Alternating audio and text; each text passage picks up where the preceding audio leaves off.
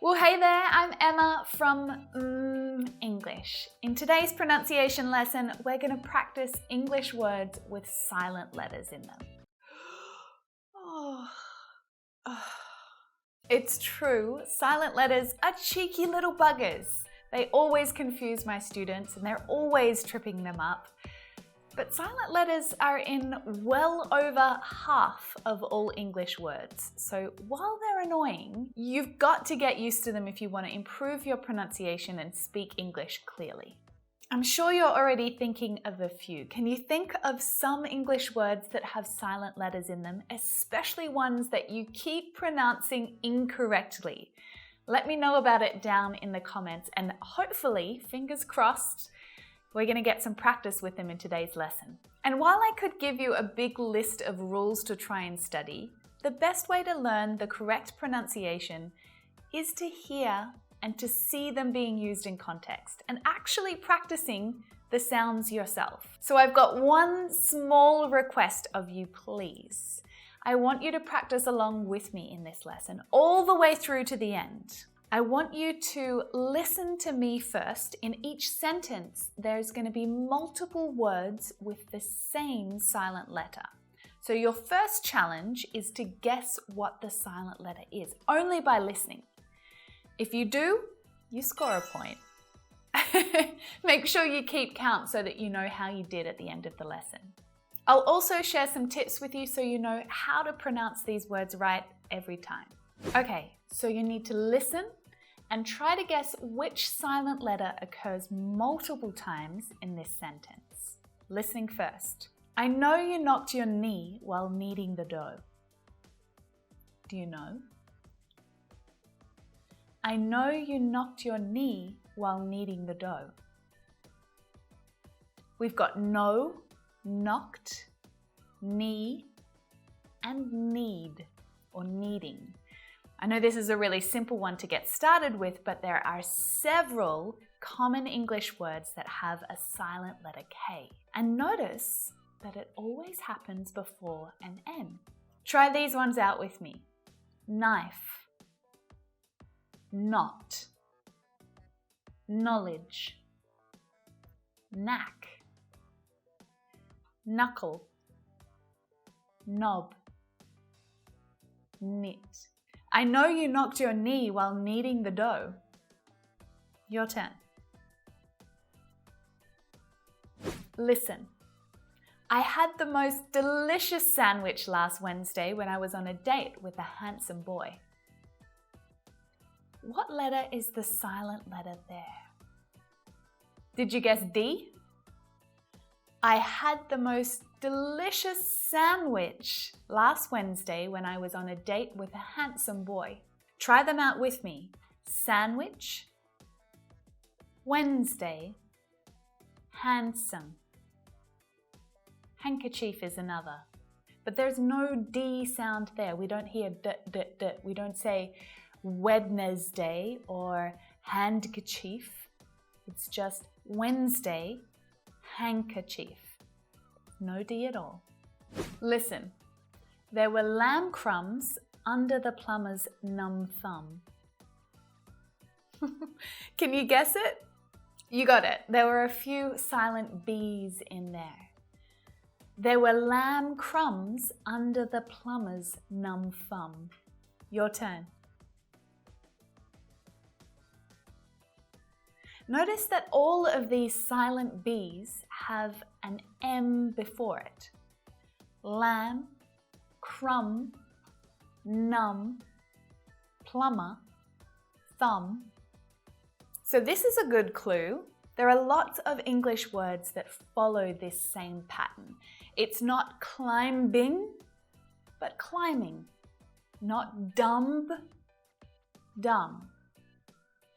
Bomb, comb, limb, tomb.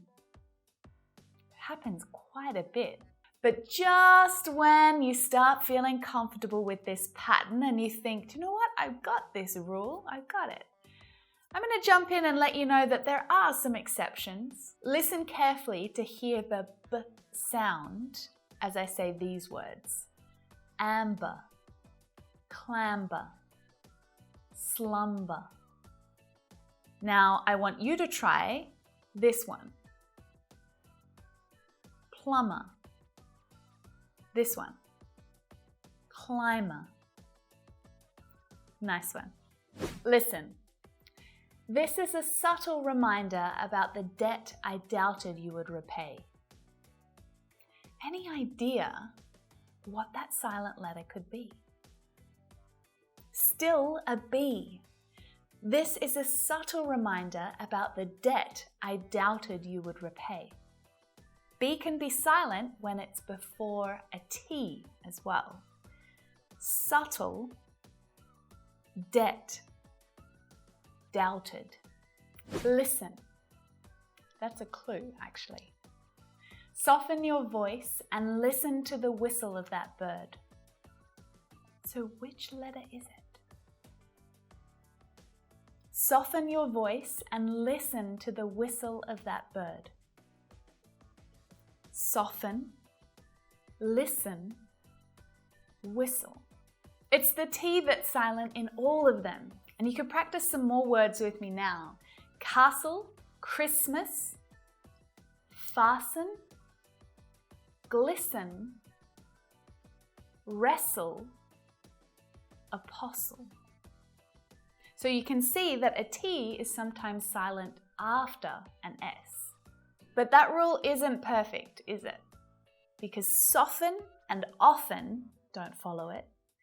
Though often is a bit of an exception because it can be pronounced often with a silent T, or it can be pronounced as often. You'll hear native speakers saying both. Now, it's a little tricky with adjectives like soft and moist because you can hear that t sound at the end of the word when it's an adjective. But when they become verbs and that T moves to the middle of the word, the sound disappears. We say soften, not soften. We say moisten, not moisten. Listen, we're going in no particular order here. I wrote the wrong answer at question 2. Can you hear it? Probably not because it's silent. I wrote the wrong answer at question 2. Your turn. So the letter W is always silent when it's at the start of the word and in front of the letter R, like in right, wrote, wrist, wrong. Sometimes you don't hear it when it's in front of a H at the start of the word either, like who or whoever, whole. But that rule is broken completely by words like wheat and whip, where it's actually the H that's silent. But a silent W pops up a little more frequently than you realize in words like to, sword, and answer. You don't hear it at all. Here we go again. The psychologist will start a coup if they don't provide a receipt for the telephone bill. It's those silent P's, isn't it? The psychologist will start a coup if they don't provide a receipt for the telephone bill. We've got psychologist, coup, and receipt. We don't hear that P at all, absolutely not, at the start, in the middle, or at the end of a word. So listen, different scientific scenarios fascinate me. Can you guess which one it is? Which is the silent letter in there? Different scientific scenarios fascinate me. It's that letter C. It's usually silent when it appears after an S. Scientific scenarios fascinate. Great work. Can you think of any other examples that have this same combination, S with a silent C? Muscles, scissors, seam. I mean, really, that C just doesn't need to be there because S is doing all of the work making the sound anyway, right? It's quite superfluous. In fact, that is an excellent way to describe the C in all of these words. It's superfluous. It's there, but it doesn't need to be. It's just an extra thing, right? It's unnecessary. The same thing can be said for the C in acquire. Pointless, superfluous, doesn't need to be there, but it is. Okay, listen, I'm going to do this one twice because it's long. Could we talk as we walk through the palm trees for half an hour? Can you guess? Could we talk as we walk through the palm trees for half an hour? Which letter is silent 5 times in that sentence? I'm going to show you just how often an L can be silent in English words. We've got could, should, and would. We don't hear that L at all. Calf and half. Chalk, talk, walk, calm, palm, salmon, yolk. All of those words have silent L's in them, and they're reasonably common. Listen, there are enough signs that this might be the design of the foreign minister's daughter. It's a little tricky, that one. There are quite a few different things going on there. But I wonder if you can guess which letter is the silent one in there. It happens several times. There are signs that this might be a design by the foreign minister's daughter. It's that G. Sign, might, design, foreign, and daughter. So what patterns can we see here? We can see that the G is often silent when it's before an N. And you've probably noticed that the combination of G and H in a word can be silent too, and this happens a lot. In fact, GH is not usually pronounced after a vowel, like in through, though, high, light, bright, right. All of these examples, though sometimes it's not silent at all, like in cough and enough, where that GH is pronounced as a f. Honestly, even if you whisper, we can hear an echo. Did you guess it?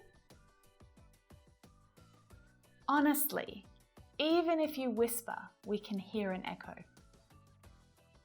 Honestly, not honestly. Honestly, whisper, echo. The letter H can be silent too, and in a few different ways. Sometimes it's not pronounced at the start of words, like honest, honor, and hour, and it can also be silent if it comes after a C, G, or R, like in choir, echo, ghost, rhythm. Okay, listen up. I'd rather we wait until February to clear the air. Can you guess? It's a bit of a tricky one. I'd rather we wait until February to clear the air. So February is most definitely the purest silent R in this sentence. February, not February. February.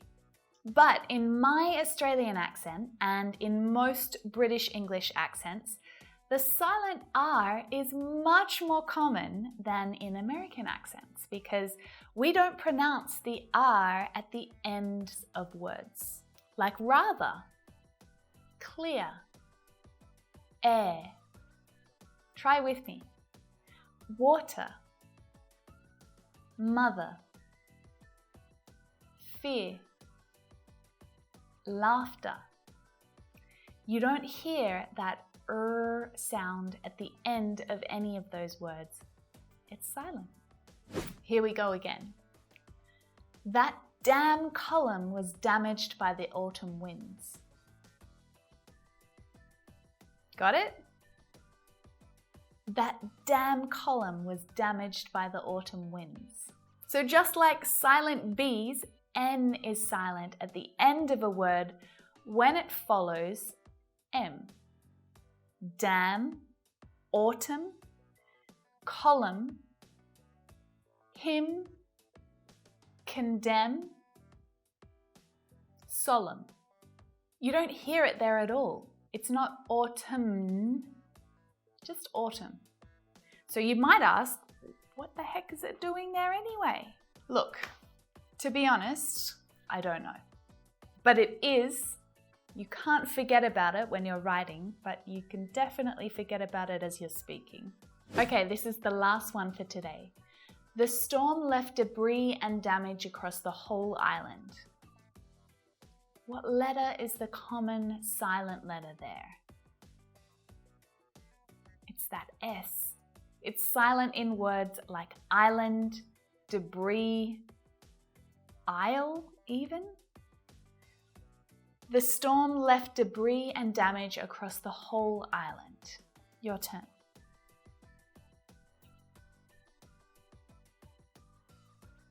Phew!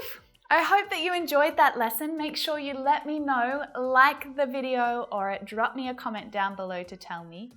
Were you able to guess most of those silent letters just by listening? Or did it become a little bit easier when you saw the word appear up on screen? We went through 115 words with silent letters in them, which is pretty epic. So well done for sticking with me. Of course, this video focused on silent consonants, but I've got another one coming out soon that will focus on silent vowels in English words. So if you've got questions about silent letters in English pronunciation, then make sure you drop them down in the comments below. Make sure you subscribe to the mmmEnglish channel, and then come and check out a new lesson with me right here.